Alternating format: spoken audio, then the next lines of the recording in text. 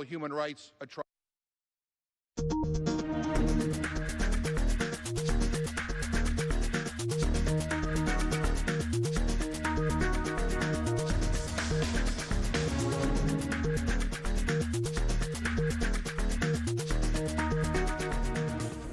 Hello and welcome to Shaka Extra Time. I am Paul Ndiho. Joining me on set is Shaka Sali himself, aka the Kavali Kid.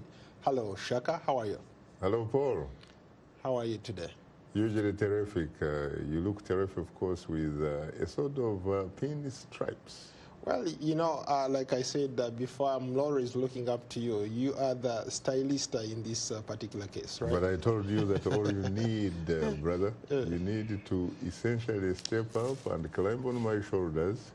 And once you are actually on top of my shoulders, you know what happens. You have the ability, the capability of seeing much further than I.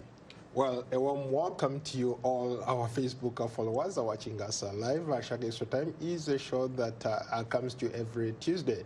Today we'll be talking about a wide range of issues, but I think we'll start in Southern Africa, where people are still reeling from Cyclone Idai.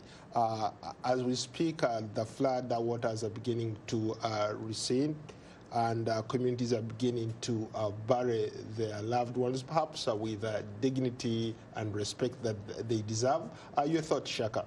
I think that we should really give credit to the international community in the sense that it seems to pretty much really has, stepped up. They're providing some of the fundamentals in order to sustain life, but they still need to do more. Shaka, the level of destruction on the ground was unprecedented. A lot of people still haven't even recovered. They don't even know if their loved ones survived or died. And in terms of response, there are places where the response has been slow. Your reaction? I think part of it, of course, is that, there are some countries, frankly, which don't seem to have any relationship with the early warning system. But of course, as we saw last week when we had this edition on these issues, we were blessed, of course, with the Mozambican permanent representative to the United Nations. And he pretty much said that in as far as the Mozambican authorities are concerned, they had really done everything within their power in terms of exploiting the early warning system so as to alert their people and what have you. And of course, it wasn't perfect. You mentioned the Mozambican permanent representative to New York. I watched the show and I thought he was remarkably articulate in terms of how he presented the case about his country. Remarkably articulate, I would agree with you, and perhaps even add, remarkably candid. Interesting, yeah. We need those types of people really to represent our countries. What lessons can the other African countries that are prone to this kind of weather changing patterns learn from the experience of Mozambique, Malawi, and Zimbabwe? First of all, I think there is the issue of, I call it education or sensitization. I think governments should really figure out a way of interacting with the population, of making sure that they alert them about the fundamental things that need to be done, or the things that should be expected to be done just in case those types of situations, come up. Because we've seen situations where, for example, like in Zimbabwe, there were people, frankly, who were complaining that the government was not able, for example, to alert them, to warn them in advance. And in some cases, even when in fact they were able to do that, they could not direct them specifically where they could go in situations which were secured. So those things have to be taken care of. And also you have to mobilize, for example, the medical corps, the nurses, the doctors, and what have you, because we see that sometimes you're dealing with airborne diseases, you're dealing with the spread of malaria, you're dealing with cholera, and in some cases you're also dealing with TB, tuberculosis, as you say. Earlier we were talking about how in some cases the response has been very slow. From your assessment, what do you think could have been done better? Well, I think that government officials really, or authorities, need to be a little bit more sensitive. By sensitivity, I mean to be socially, to be politically, to be culturally sensitive, to be in a situation where they are ready to provide services. We need to have a situation sincerely where service delivery is not simply something that is talked about, but in fact, we need to be able to see government authorities in these countries. We need to see them not simply talking the talk, but in fact, walking the talk so that their people can actually walk the walk. Let's, cross over to politics now. Let's talk a little bit about politics in Algeria. Things seem to be brewing in terms of very soon we could have change of guard in Algeria. The ailing leader is being forced out by young people. Your thoughts on that? Yes, we could have change indeed, but is there a guarantee that we could in fact have change? Or is it more of the same? That remains to be seen. Because let's face it, when you're talking about a man like Bouteflika, you're not really talking about an individual. You're talking about someone who happens to be a symbol that is a representative and a reflection of the movement or the party that he belongs to. The party, by the way, that launched the liberation struggle against the French colonialists back in 1954. These guys had to fight not only a war, they fought for 8 years in order for them to finally get the chance of being politically independent. And when you talk about Algeria, by the way, Paul, Algeria was not your ordinary colony. Algeria was a settler colony. In other words, it was in fact part of France. Part of France in the sense that the highlands and what have you had been occupied by the French citizens. The vast majority of Algerians were basically very peripheral. They didn't really mean anything and what have you. And so Algeria was a settler colony just like Kenya was in East Africa, or Zimbabwe was when it was Rhodesia and what have you in Southern Africa, and to a certain degree South Africa. We're talking about apartheid South Africa. These were countries which were never supposed to be politically independent under the stewardship of the indigenous Africans. But unfortunately, Algeria has gone through a lot.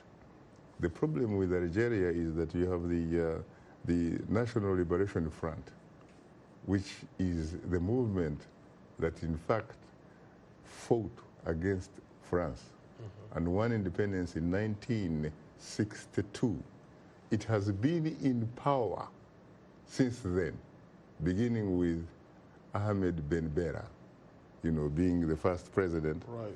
And then you had Boumediene, and then of course he dies in office, and you have Benjedid, Chadli Benjedid.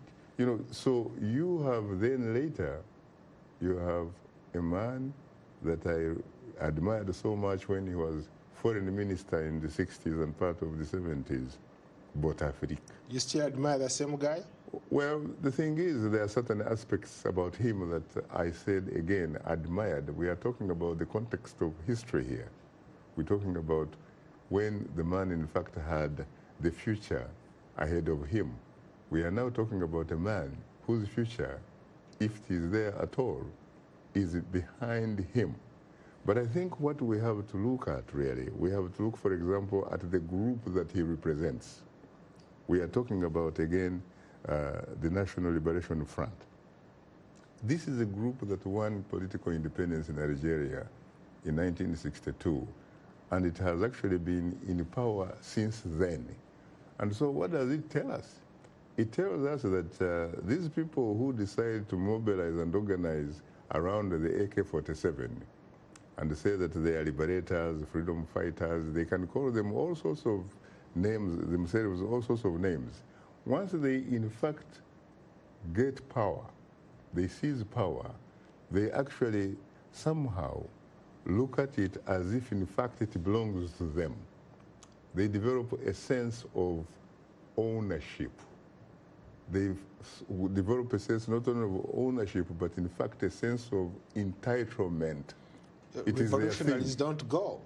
They hang around forever. That is true. In fact, we have had some leaders saying that revolutionaries, in fact, do not go for leave. They don't have constitutional mandates. They do not do that because they have ownership. They own. That brings me to a very interesting question here. Why is it that we've seen these revolutionaries forced out in North Africa? We saw it happen in Libya, in Egypt, in Tunisia. And these are young people who have taken the mantle to force these guys out. How come we don't see we don't see another version of the Arab Spring down maybe in East Africa, in Central Africa? Because we've had a lot of young people rise up, but their efforts they're beaten up and arrested, and they forget the cause, and yet in Northern Africa it seems to yield result. Be very careful, to be honest with you, Paul, because what you wish for could actually happen. How? Because let's face it, you have the changing demographics. You have the changing demographics in tandem with social media. The changing demographics talk about young people forming a majority in the population, almost in every country. And this majority of young people are not invested in the status quo. They're not invested in the economy. For them, the economy is stupid. They need to have an opportunity to benefit from the economy. And therefore, the only thing really that can be in their favor at that point is change. And so when you think about the fact that they have the advantage of social media, which exposes them to a lot of issues that are taking place and are happening and what have you, and they also learn from other human experiences where changes actually are taking place, you can be assured that one day they will wake up, they will mobilize, organize, and speak with one voice. Let me push back a little bit on that. You talk about social media. Not every young person across the continent has access to social media. Or in some places, some of these leaders who have been in power for a long time, they've figured out a way of, cutting off that social media or cutting off the internet. So how are these young people going to rally or organize themselves to maybe to speak in one voice? But first of all, you talk about the authorities have figured it a way out. I mean, how do they figure a way out? For example, when somebody is hungry, there is saying that it is actually necessity, which is the mother of invention, correct? If you are hungry, what are the authorities going to do for you? Are they going to feed you? Absolutely not. Of course not. And therefore, the young people, on the basis of the fact that they are also, among other things, patriotic to their stomachs, because this is nature. Nature requires that as a human being, in order to sustain yourself, you have to eat. And therefore, you have to look for food in whatever way is possible. They are going to have to mobilize. They are going to be in a position where they organize and can actually make their numbers begin to speak with one voice. And let's face it, the future is ahead of them, not behind them. And they are going to make it, just in the same way that you have seen and you are actually pointing to some situations that have been successful in favor of the young people taking up their rightful places. Let's go to some comments. People are interested in this topic. Let's start in Malawi. Let's go Chichewa Chisomo. Is democracy a prerequisite for development? You know, it is very interesting that he's asking that question. I will have to say, unfortunately, if he felt that it wasn't, it actually is the answer. It may not necessarily be quote-unquote democracy, but it has to be something that is a reflection of what sometimes are referred to as a situation which reflects social, economic, political justice. Another name could be democracy. Democracy is about, in fact, presiding over an equal society, so to speak. We're talking about society that is an egalitarianism. And when we talk about traditional African politics, we're talking about extended relationships. We're talking about being your neighbor's keeper, your brothers, your sisters' keeper, holding your brothers and your sisters back. This is one thing that Africans, traditional African culture, requires them to do. The only problem is that Africans so far have not been able to manage the state, the government, in a manner that reflects their very beautiful African traditional culture. Let's stay in Malawi. Let's go to Chrissy Ndalama. How do you look at the politics in Malawi? And can you speak about the issue of age limit in politics across the continent? First of all, I wouldn't really want to necessarily, be an authority on Malawi because I do not live in Malawi. I was last in Malawi in August last year, and I'm sure a lot of things have changed since then. But I keep monitoring what is happening from, of course, right here, which is thousands and thousands of miles away. So, in fact, I should be in a position where I should benefit from people like the person who is asking me that question, briefing me as to how the politics of Malawi are panning out. What I can say is that I don't think really there is an issue with age limit. What I think that people or societies should take care of in their constitutions, if they still have constitutions, they should make sure that they have term limits. Once you have term limits, you don't have to worry about age limits. Because you see, when you think about abilities and capabilities, there are certain situations where you look at wine, for example. The older the wine is, the much better it is. I will disagree with that, but when it comes to politicians... Do you disagree with the fact that the wine, the older it is better? So no. I like that argument, but when it comes to politicians... There are certain individuals also, by the same token, when they get older, they get wiser.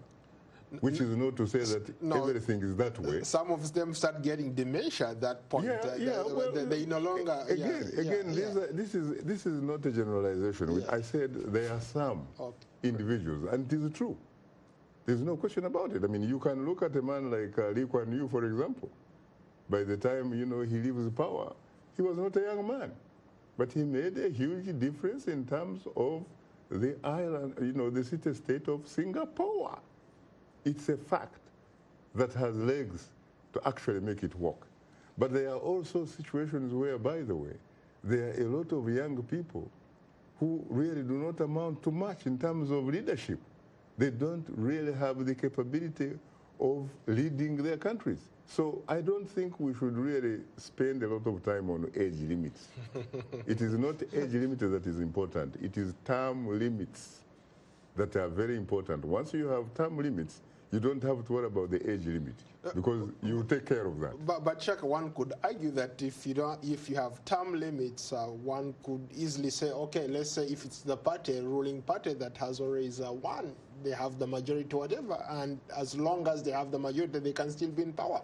No, no, no. I am saying that you should have term limits in your constitution and make sure that you protect that, not this business of somebody coming and shifting goalposts. I mean, there are situations where people really, they have political parties and what have you, but actually those political parties do not have the power. Their power belongs to an individual who simply uses a political party as a front. We have known situations where people are in positions of leadership, but in fact all they have is a rank and a position with no authority.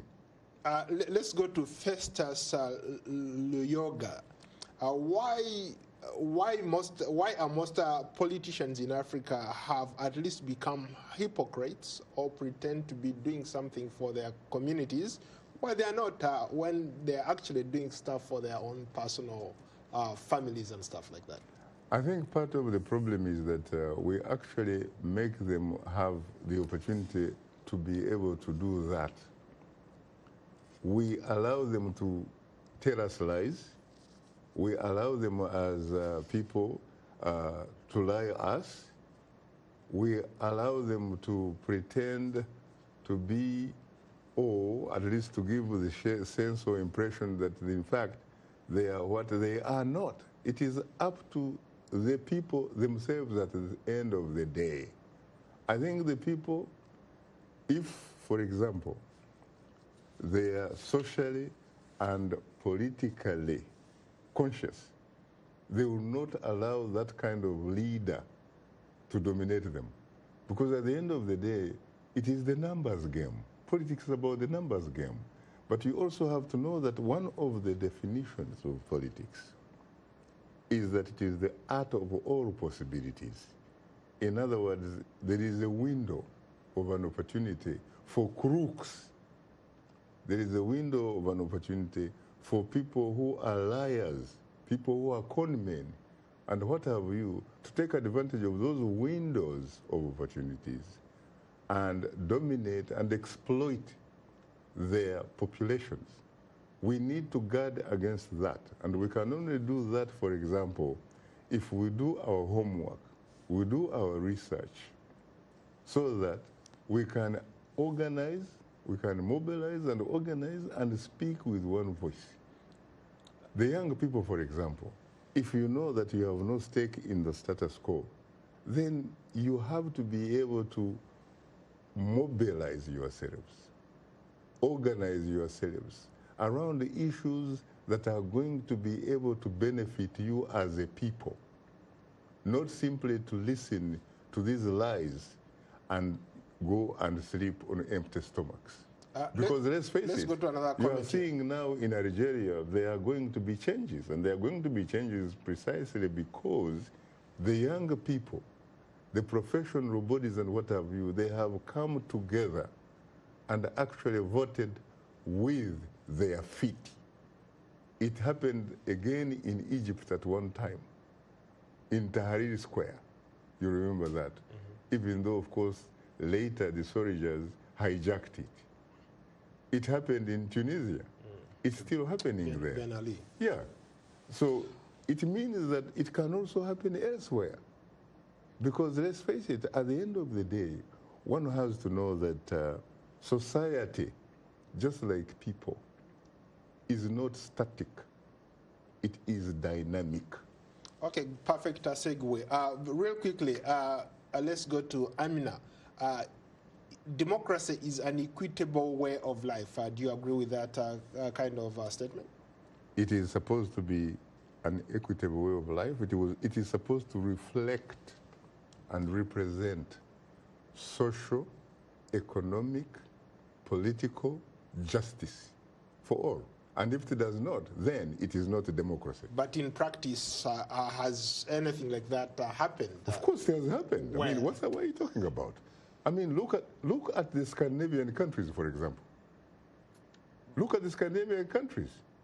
Every human being who is born has the guarantees of life.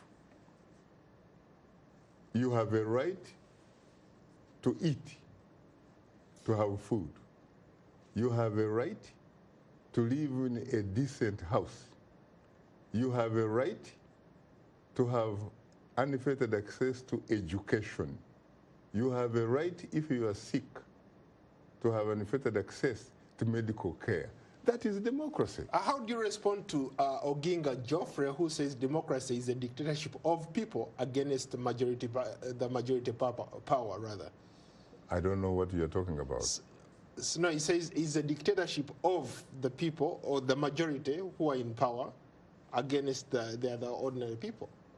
Well, you could say that democracy is a dictatorship of an organized majority of sorts.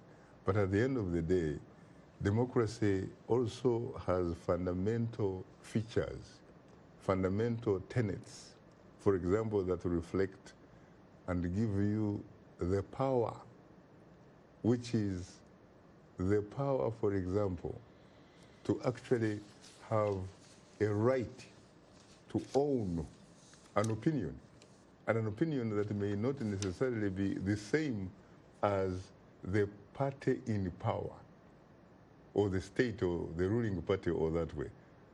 That is why you have elections sometimes in democratic societies, and that is why sometimes you have one party actually winning an election, and sometimes a party that is in power actually losing an election. Because you have to have freedom of expression, you have to have freedom of media, freedom of press, where, you know, a diversity of opinions are being expressed in a sort of marketplace where ordinary people can actually make decisions based on the kind of information that is available to them. Shaka, what are you talking about at tomorrow's Straight Talk Africa? Tomorrow we are going to look, unfortunately, at the genocide that occurred in the Republic of Rwanda in 1994, and we are going to be looking at whether there are any significant lessons that have been learned out of that tragedy, so that that sort of tragedy should not recur or should not happen again anywhere else.